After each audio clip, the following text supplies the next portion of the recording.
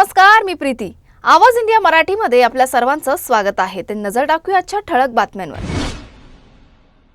एका गृहनिर्माण घोटाळा प्रकरणात नाशिक सत्र न्यायालयाने कोकाटे यांच्या विरोधात अटक वॉरंट जारी केलाय. शिक्षेला स्थगिती मिळावी म्हणून माणिकराव कोकाटे यांनी हायकोर्टात धाव घेतली होती. मात्र हायकोर्टाने या प्रकरणात तातडीने सुनावणी घेण्यास नकार दिला असून आता या प्रकरणातील पुढील सुनावणी येत्या शुक्रवारी होणार आहे. त्यामुळे माणिकराव कोकाटे यांच्या अडचणी आता आणखीन वाढल्या असून त्यांना कोणत्याही क्षणी अटक होण्याची शक्यता आहे. एका गृहनिर्माण घोटाळा प्रकरणात नाशिक सत्र न्यायालयाने माणिकराव कोकाटे यांच्या विरोधात अटक वॉरंट जारी केला आहे. सध्या माणिकराव कोकाटे हे रुग्णालयात दाखल असल्याची माहिती मिळते. कोकाटे संकटानंतर माजी मंत्री धनंजय मुंडे यांचा दिल्ली दौरा चर्चेचा विषय ठरलाय. या दौऱ्याचे वेळापत्रक पूर्वनियोजित होते की ते घर वापसीसाठी शुभ मुहूर्त मानून ठरवले गेले, यावर राजकीय चर्चा सुरू आहेत.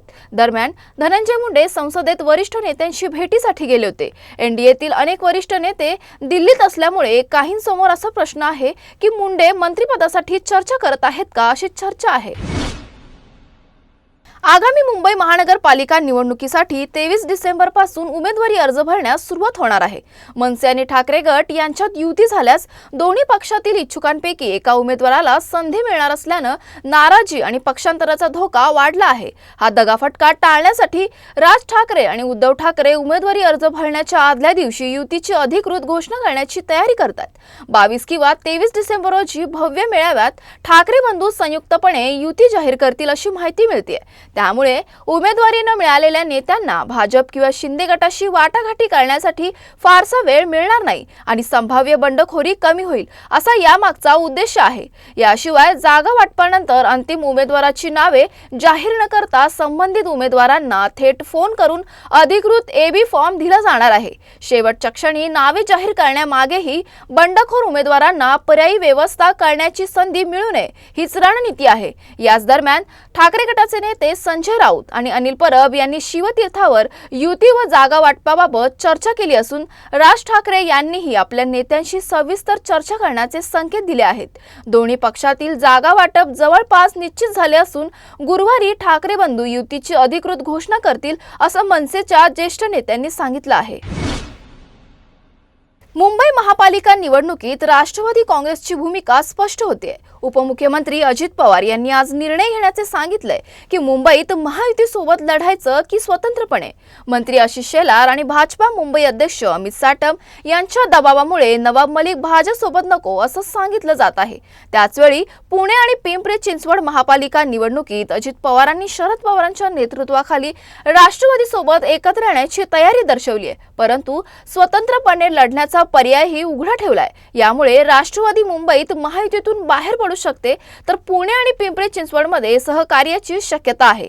नवाब मलिक हे राष्ट्रवादी काँग्रेसचे ज्येष्ठ नेते आहेत. त्यांची मुलगी एनसीपीची आमदार आहे. एनसीपी कडून कोणाशी काय चर्चा करायची ते आम्ही ठरवू, असं म्हणत राष्ट्रवादीचे नेते प्रफुल्ल पटेल यांनी नवाब मलिक यांच्याबाबत भूमिका मांडली आहे. तर महायुतीत काही चांगली लोक येत असतील तर स्वागत करू, असंही प्रफुल्ल पटेल यांनी म्हटलं आहे.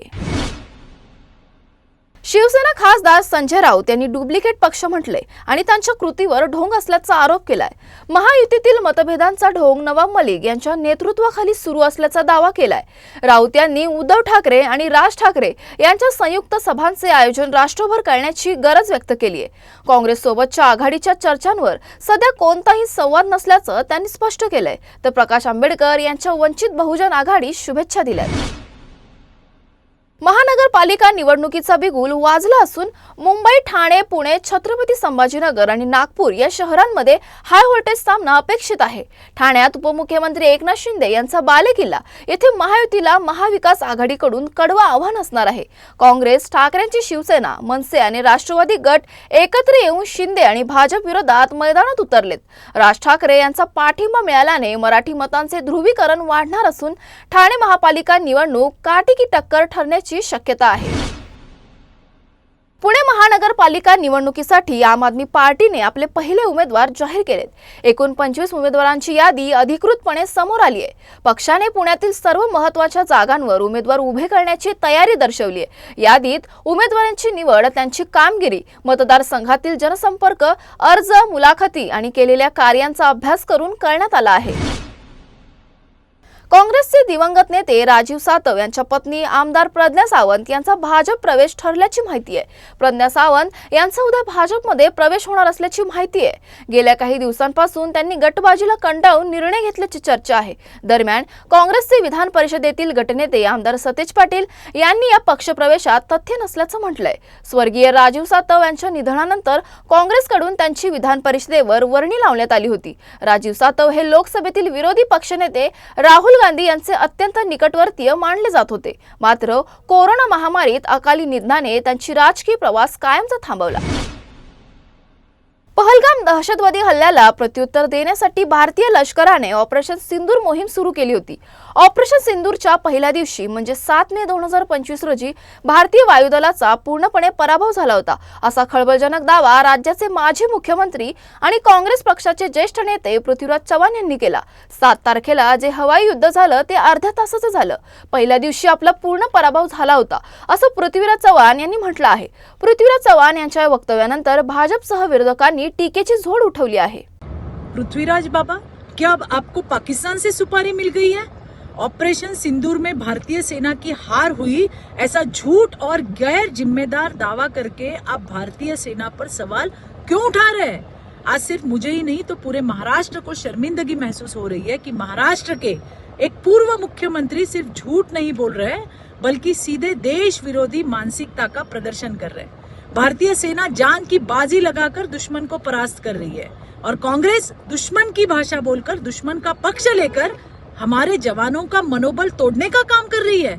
लेकिन एक बात आप याद रखिए पृथ्वीराज बाबा, देश को अपने सैनिकों पर भरोसा है, पाकिस्तान परस्त कांग्रेस पर कतई नहीं। धन्यवाद। जय हिंद, जय महाराष्ट्र, जय भारत। मुंबईत काँग्रेसने आज ईडी कार्यालयावर मोर्चा काढला। या मोर्चात काँग्रेसने नॅशनल हेराल्ड प्रकरणातील कारवाईचा निषेध करत केंद्रावर राजकीय सूडबुद्धीचा आरोप केलाय। मोर्चा राहुल गांधींच्या समर्थनार्थ आणि काँग्रेसच्या आक्रमक धोरणाचा परिचय ठरला। कार्यकर्त्यांनी नारेबाजी केली, तसेच पोलिसांनी ठिकठिकाणी नियंत्रण राखलं। काँग्रेसने केंद्र सरकारवर विरोध व्यक्त करत एजन्सीच्या राजकीय हेतूसाठी वापर झाल्याचा आरोप केला आहे। अर्जेंटिनाचा महान फुटबॉलपटू लिओनेल मेस्सी सध्या भारत दौऱ्यावर असून त्याने गुजरातच्या जामनगर येथील जगातील सर्वात मोठ्या वन्यजीव पुनर्वसन केंद्र वनताराला भेट दिली आहे। अनंत अंबानी यांच्या संकल्पनेतून तयार झालेल्या या प्रकल्पातील आधुनिक सोयीसुविधा आणि प्राण्यांची काळजी पाहून मेस्सी भारावून गेला। मेस्सीने वनतारा येथील मंदिरात महाआरती केली, तसेच वाघ, सिंह, हत्ती, जिराफ आणि सरपटणारे प्राणी यांच्यासह विविध प्राण्यांची पाहणी केली। त्याने हरित ऊर्जा संकुल, जगातील सर्वात मोठ्या रिपायनी संकुल आणि मल्टी स्पेशालिटी वाईल्ड लाईफ हॉस्पिटलला भेट दिली। वन्यजीवांच्या संगोपन केंद्रात प्राण्यांविषयी चौकशी करताना मेस्सीने वैज्ञानिक आणि डॉक्टरांशी संवाद साधला। भारताच्या वन्यजीव संवर्धनातील प्रयत्नांवरून त्याने पंतप्रधान नरेंद्र मोदी आणि अनंत अंबानींचे कौतुक केले। या भेटीच्या स्मरणार्थ अनंत आणि राधिका अंबानी यांनी वनतारा येथील एका नवजात सिंहाच्या छाव्याचे नाव लिओनेल असं ठेवलं आहे। मेस्सीने या भेटीबद्दल आपली भावना व्यक्त करताना म्हटलंय, वनतारा जे करत आहे ते केवळ कौतुकास्पद नाही तर पृथ्वी आणि प्राण्यांसाठी अतिशय सुंदर कार्य आहे। तुर्तास वेळ झाली आहे, इथेच थांबण्याची। नवीन बातम्या बघण्यासाठी पाहत राहा आवाज इंडिया मराठी।